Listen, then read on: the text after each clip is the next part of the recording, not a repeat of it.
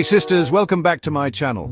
Today we're diving into something a little different, a little dark, a little terrifying. Get ready to explore 10 terrifying artworks that will send shivers down your spine. We're talking about paintings that would make even the boldest makeup artist reach for a nightlight. So buckle up, sisters, grab your holy water and let's get into it.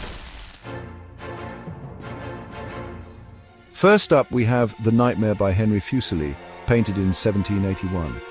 This terrifying picture depicts a lady in profound slumber, her arms flung beneath her, and a devilish and animalistic incubus crouching on her breast. The dreamy and disturbing sexual depiction of passion and desire in the artwork was a tremendous commercial triumph. Following its initial exhibition at the Royal Academy of London in 1782, reviewers and supporters responded with terrified curiosity, and the piece became enormously renowned to the point that it was imitated in political comedy, and an etched copy was extensively circulated. In reply, Fuseli created at least 3 further variations. The interpretations differ. The painting appears to depict both a dreaming female and the stuff of her nightmares. The incubus and horse's head are references to modern beliefs and traditions concerning dreams, although some scholars have assigned more precise interpretations to them. Modern reviewers were startled by the artwork's overt sensuality, which has subsequently been understood by some historians as foreshadowing Jungian concepts about the subconscious. Fuseli really knew how to set a spooky mood. This painting was a smash hit back in the 18th century, and honestly, I can see why. Okay, buckle up, Buttercup, because things are about to get a whole lot darker. Feast your eyes on Saturn, Devouring His Son by Francisco Goya. This, one of de Goya's most terrible and dark pictures, is part of the so-called Black Paintings series. De Goya produced these paintings directly into the plaster sides of his house on the bank of the Manzanares River near Madrid, which he acquired as a last refuge in 1819.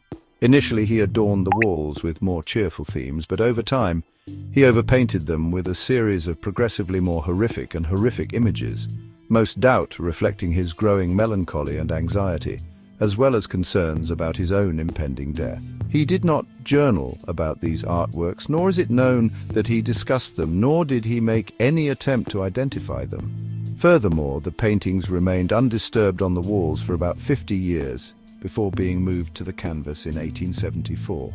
The image is a masterful depiction of a frantic psychopath stuck in the gloom, unable to stop his violent behavior. Saturn's raw nakedness, disheveled beard and hair, wide-eyed gaze, and violent gestures all point to frantic insanity. He's already ripped off and devoured his child's head, right arm, and a portion of his left arm, and he's going to take another mouthful from the left arm. He's holding the dead youngster so firmly that his knuckles are pale and blood is oozing from the tops of his hands. We've got Saturn, the ancient Roman god, looking like a straight-up cannibal with wide, crazed eyes and blood dripping down his chin. And what's he munching on, you ask? Oh, just one of his own children. Hold on to your hats, sisters, because we're diving headfirst into the Triumph of Death by Pieter Bruegel the Elder. The picture depicts a panoramic view of a legion of skeletons spreading devastation across a bleak, charred countryside. Fires rage in the distance, while shipwrecks fill the water. A few leafless shrubs, otherwise barren slopes, and fish die on the banks of a corpse-filled pond. James Snyder, an art historian, stresses the charred, desolate land bereft of any life as much as the eyes can perceive. In this environment, armies of skeletons approach the living, who either run in horror or fight in futile. Skeletons pull a wagon full of heads in the forefront as others strike the world's death knell in the upper left corner. People are lured into a cross-decorated coffin-shaped snare, while a skeleton on a horse murders them with a scythe. The picture portrays individuals of many socio-economic classes, from farmers and warriors to aristocrats, as well as a ruler and a pope, being snatched ruthlessly by death. A skeleton mocks human delight by performing the hurdy-gurdy while his cart's wheels smash a person like he's dirt. A lady has fallen into the track of the death cart. She is holding a thin thread that is going to be severed by the shears in her other hand.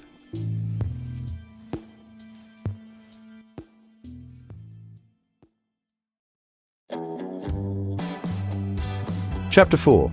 The Scream, when your contour is so not on point. You know, a painting is iconic when it's been turned into countless memes and emojis. That's right, we're talking about Edvard Munch's The Scream. This painting is like the ultimate expression of anxiety and existential dread, that distorted figure with its hands plastered to its face, its mouth wide open in a silent scream. It's like looking in the mirror after a long night of partying.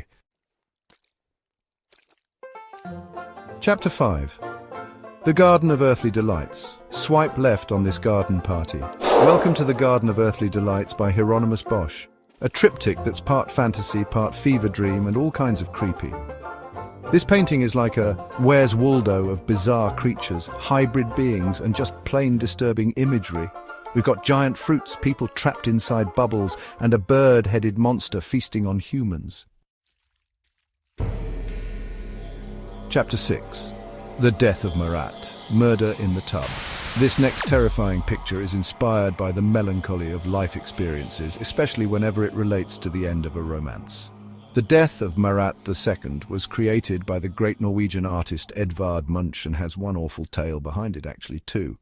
It all began in 1902 when Munch ended things with his girlfriend, Tulla Larsen. According to reports, the couple argued at his vacation home in Askardstrand, and during the scuffle, a pistol went off, injuring Munch's wrist. This tragedy disturbed the painter, who implied that Larsen was to blame and inspired two paintings, The Death of Marat and this follow-up painting. Rather than Marat and Corday, the subject of this scary painting is believed to be Munch laying lifeless on the mattress, with a nude Larsen standing erect next to him. The gash on the person's arm representing Munch wounding his own hand amid his earlier argument with Larsen, and the physical resemblance between the lady in the picture and Larsen herself are the major reasons why she is regarded as his murderer. Munch created the picture while experimenting with expressionistic methods. He created a distinct technique, unique lateral and vertical brushwork that reflected his aggressiveness and unsettled mental condition, which finally led to his collapse in 1908. Chapter 7, Dante and Virgil, 1850, by William Adolphe Bouguereau. Get ready for some serious nightmare fuel with Dante and Virgil, 1850. Dante and Virgil may not appear to be very scary artwork at first glance, but when coupled with its narrative, it transforms into a horrific visual encounter. The painting depicts an episode from Dante's Divine Comedy. Dante and his companion Virgil have gone into hell and have come to a halt at the eighth circle. This area of hell is designated for those who have defrauded mankind. Dante and Virgil testify to two condemned souls involved in an endless battle to the death. Capocia, both a chemist and rebel, is on the one side, and Gianni Schicchi, who is a prankster and scammer, is on the other. Aside from the horrific setting of monsters, a furnace, and nude humans moaning in pain, the most striking aspect of this painting is the exquisite portrayal of the combatants' bodies. Bouguereau has portrayed the heat of the moment well, highlighting Schicchi's ferocious power, the elegance of the men's stances, and the sheer despair in their emotions. Ultimately, this scary painting serves as an aesthetic aid memoir, emphasizing how people are all equals in God's eyes, and how being exiled to hell transforms one into neither man nor monster, but somewhere in between the two. Chapter 8. The Raft of the Medusa Shipwreck. Chic, we think not. This massive painting depicts the aftermath of a real-life shipwreck, and it's not for the faint of heart. We've got bodies strewn across the raft, survivors clinging to life, and a sense of desperation that's palpable. And Chapter 9. The Face of War. A look into the abyss. Salvador Dali, the king of surrealism, is known for his bizarre and dreamlike imagery, and The Face of War is no exception. The deeper you look at the terrifying artwork, the more horrifying yet painfully on-point elements emerge. The picture depicts a disembodied head on a desert landscape with a gaunt face like a cadaver, being attacked by snakes. Its appearance is dismal and abandoned, as Dali intended, to depict the horror of battle.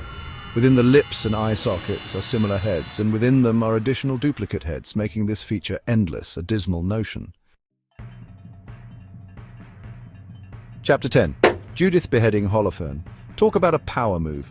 The paintings of Baroque painter Artemisia Gentileschi are characterized by a deep color palette, skilled use of light and shadow, and, most prominently, an iconographic focus on suffering female figures seeking and getting revenge.